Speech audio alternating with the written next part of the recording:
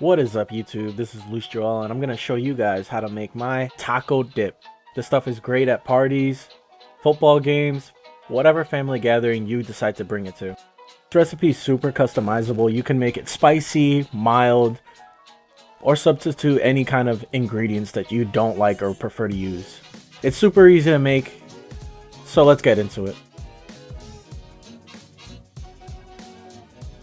Here are just some of the ingredients we're going to be using today. Not everything I'm using for the recipe is shown here, but you'll see later what else I use. So we're going to start off with a fresh made Pico De Gallo. Let's start with some garlic. I use a lot of garlic.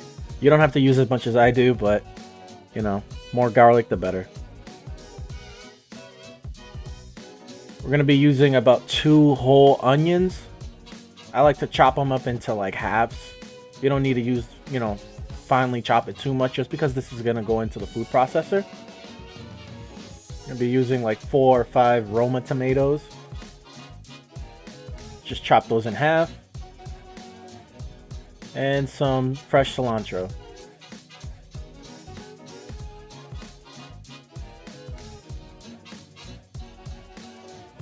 This is how you want your vegetables to look before you put them in the food processor. Again, don't worry too much about mincing them because the machine's going to do all the work for you. Grab yourself a nice blender. And if you don't have a blender, you could always just chop all this stuff up into really a rough chop and just mix it up that way. I personally like my Pico De Gallo to be a little more, how should I say, more minced than chunky. But just make it however you like it.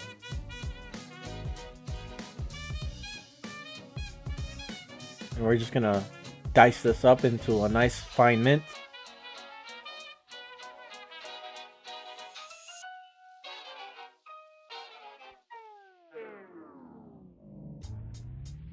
We're gonna be removing half of this onion and garlic mixture just because we don't need all of it for the Pico De Gallo. You want to add the rest of your vegetables in. If it all doesn't fit, then just start off with some of it, or at least half of the ingredients, and then just mix it down and then add the rest of it afterwards. You can make it chunky, more minced, or medium, however you like it. Now, traditional Pico De Gallo has jalapenos in it, but I chose not to add the jalapenos in this recipe because I didn't want it to be too spicy. But if you like jalapenos, go ahead and add it.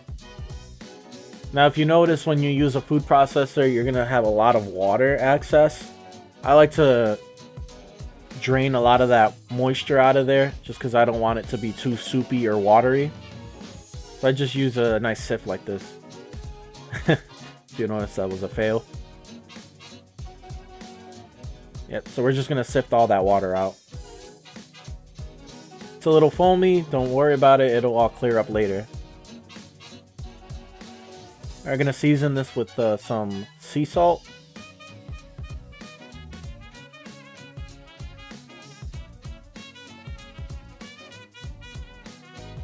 And some finely ground black pepper. You could also use adobo if you want. I find that salt and pepper works just fine for this. Mix that up.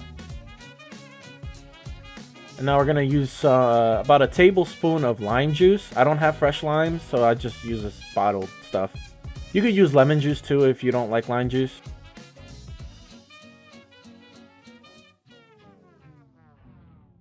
Alright, we're going to let this stuff sit in the fridge and chill down. It'll taste better if you let it chill in the refrigerator for about a few hours.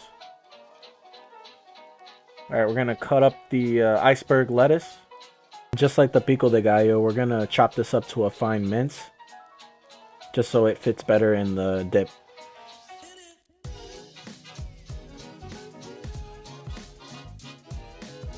Pay no attention to my horrible chopping skills. I'm not a chef. I just do what I can.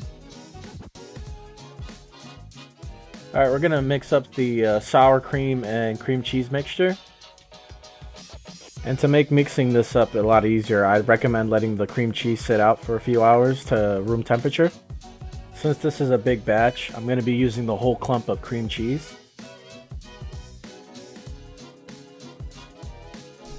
And I'm just gonna break it up just a little bit just to make mixing it in with the sour cream a little easier too.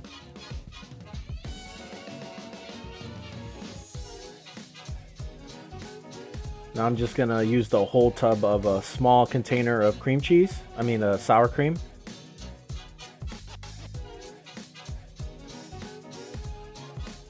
And if you notice, I'm gonna try to mix it by hand, which is gonna eventually hurt my hand. So go ahead and get yourself a whisk to make your life a lot easier.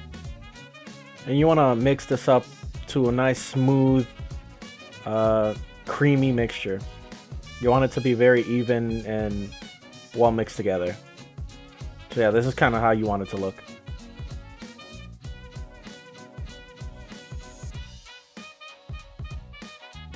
Alright, we're gonna start cooking up the ground beef. I'm gonna take a pan or frying pan, whatever you got, and we're gonna add the other half of the onion and garlic mixture that we minced up earlier. I'm gonna cook that on a medium to high heat and cook the onions until they're nice and translucent. After the onions are nice and translucent, we're gonna add the ground beef mixture. You're gonna notice how I add half of the ground beef in just because I wasn't really sure of how much ground beef I was gonna be using for this recipe. But later I figured I might as well just use all of it just because I can fit most of it in the foil pan that I'm gonna serve this in. In total, you're probably looking at a little over 2 pounds of ground beef for this recipe.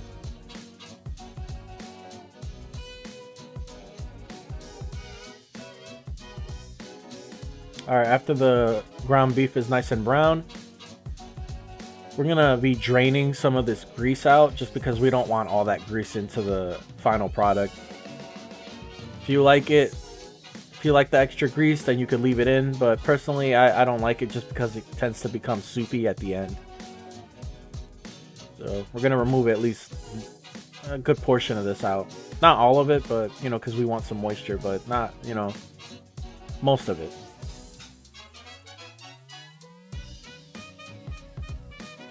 After we remove the juice, we're going to add the taco mix. This is a reduced sodium.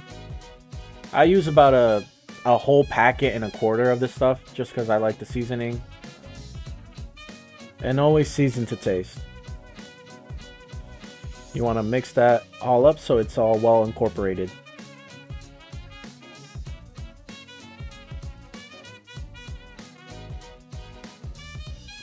Now if you see here, I don't even add like half of this next packet in. And again, mix that up. Alright, we're going to put this to the side and shut your burner off. Alright, remove it from the heat, and this is how your ground beef mixture is supposed to look like before we add it into the foil pan. Alright, now it's time to start assembling the taco dip. Get yourself a nice medium-sized foil pan.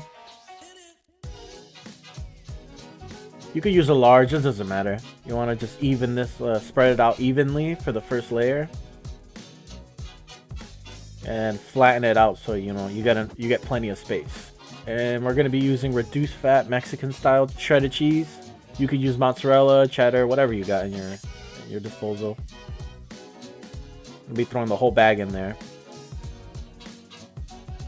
Now we're going to put this in the oven on a high broil to melt the cheese.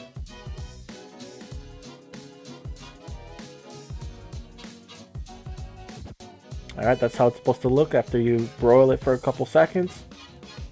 And we're going to add the cream cheese and sour cream mixture.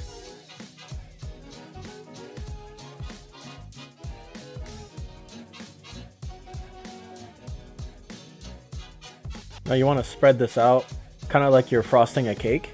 Just try to get as even as possible.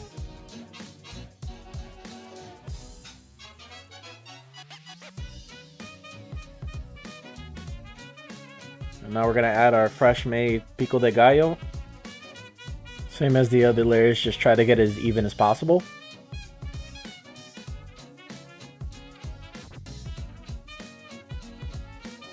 This part's optional. You could add some chunky salsa This is a store brand stuff. I just personally like it just because it adds more flavor to it. If you don't want to and you want to just keep it from scratch, then just leave it out. Now you want to sprinkle on the iceberg lettuce.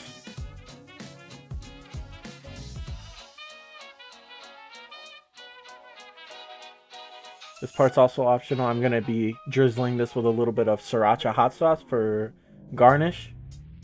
If you don't like Sriracha, again, don't use it.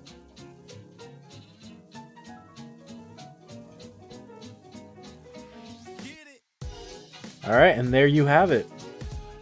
Festive Taco Dip. Guys, bring this to your next family gathering, or football game, or a potluck, and I promise you, people are going to love it. You could serve this with chips. You could put it in a taco bowl. I personally like to eat this with tortilla chips. This would also go great with Doritos or Fritos. Use your imagination.